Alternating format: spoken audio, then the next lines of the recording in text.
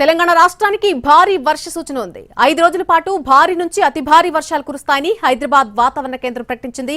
ఆసిఫాబాద్, మంచిర్యాల, జయశంకర్, భూపాలపల్లి, ములుగు, భద్రాద్రి, కొత్తగూడెం జిల్లాల్లో భారీ నుంచి అతి భారీ వర్షాలు పడతాయని తెలిపింది.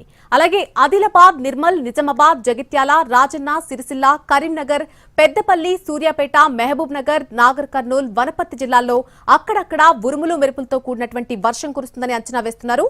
గంటకు 30 నుంచి 40 కిలోమీటర్ల వేగంతో గాలులు వీస్తాయని చెబుతున్నారు.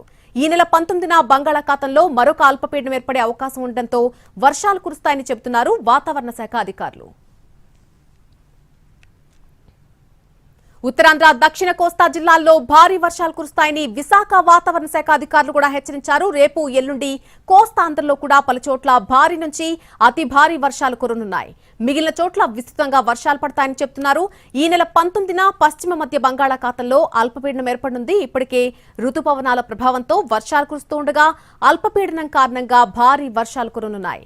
తీరం వెంబడి 30 కిలోమీటర్ల వేగంతో గాలులు వీస్తున్నాయని మత్స్యకారులు జాగ్రత్తలు పాటించాలని సూచించారు.